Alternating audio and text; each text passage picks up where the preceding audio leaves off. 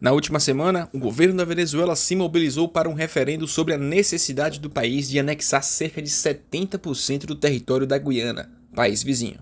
O anúncio feito pela Assembleia do país chega em um momento de grande instabilidade mundial, com problemas no Oriente Médio, no leste europeu e as crescentes tensões na Ásia. Obviamente, a Guiana não reconhece essa postura expansionista da Venezuela e, no pior dos casos, um cenário de conflito direto na região pode se deflagrar. Mas por que a Venezuela está exigindo essa região? E pode mesmo ter um conflito armado na América do Sul?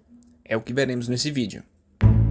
A discussão sobre a autonomia do território começou ainda no século XIX. Na época, Caracas argumentava que a área era parte do seu território porque, durante o período colonial, ela integrou a Capitania Geral da Venezuela. Na ocasião, a região de Essequiba era administrada pela Holanda desde 1648, muito antes da independência da Venezuela, em 1811. Em 1899, uma sentença arbitral do Tribunal de Paris conferiu a soberania da região ao próprio Império Britânico. É dessa decisão que concedeu o território de Essequiba para a Guiana que a Venezuela não aceita. A Guiana se tornou independente em 1966 e, no mesmo ano, assinou o Tratado de Genebra, que mantinha o controle da área contestada pela Venezuela com o novo país. De lá para cá, até havia questionamentos sobre o território, mas com menos intensidade. Porém, em 2015, a ExxonMobil descobriu gigantescas reservas de petróleo no mar territorial da Guiana e, desde então, a questão da região de Essequiba voltou à cena.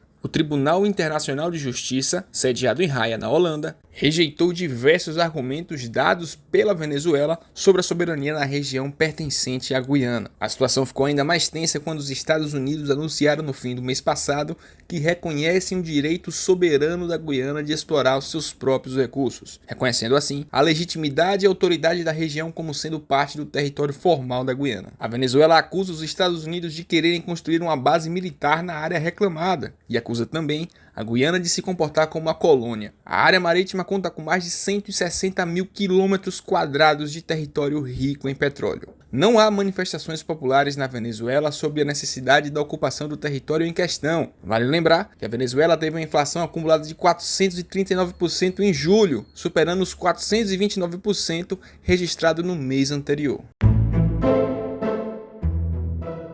Um país contestar o território alheio tem sido a causa das duas das atuais guerras que presenciamos atualmente. No Oriente Médio, a causa da guerra é por território, e no leste europeu também, ainda que indiretamente por parte do Putin. Esse atrito no norte do continente leva todos a pensar no cenário de invasão venezuelana ao território da Guiana. É pouco provável, mas não completamente descartável, que a Venezuela promova ação militar no território da Guiana, já que isso traria os Estados Unidos para a disputa, seja no suporte ou até colocando navios na região.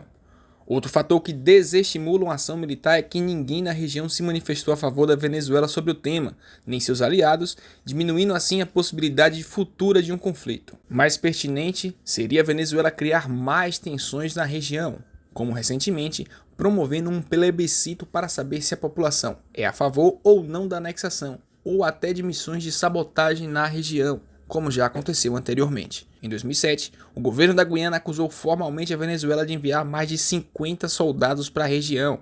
Na época, a Venezuela argumentou que era uma missão de combate à mineração ilegal. A Guiana é completamente irrelevante no que se refere às suas forças armadas, enquanto a Venezuela parece ser uma superpotência quando comparada. Só a Venezuela tem mais de 98 mil efetivos no seu exército, sem contar a aeronáutica e marinha, podendo chegar a mais de 120 mil se considerarmos a milícia e a Guarda Nacional Bolivariana. Seu arsenal bélico ainda conta com equipamentos russos, como um lançador de mísseis da era soviética, mas que ainda é operado hoje em dia devido à sua eficiência. Sua força aérea conta com cerca de 256 unidades, considerada a sétima maior de todo o continente. Para efeitos de comparação, o Brasil possui cerca de 679 unidades, sendo só 120 de caças e 91 helicópteros exclusivos do Exército. Na Marinha, a Venezuela chega a contar com 2 submarinos, 2 fragatas e uma dezena de outros barcos à disposição de Maduro. A Guiana não possui blindados de guerra, conhecido como os tanques,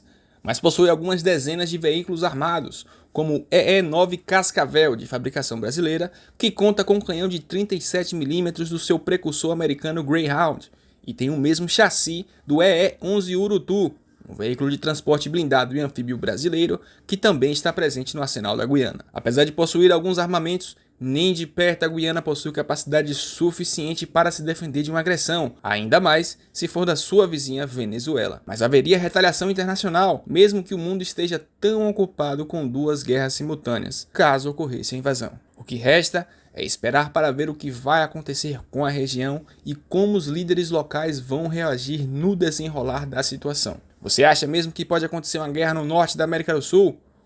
Ou acha que Maduro vai apenas causar mais atrito com o tema? Deixe nos comentários a sua opinião. A todos, um grande abraço.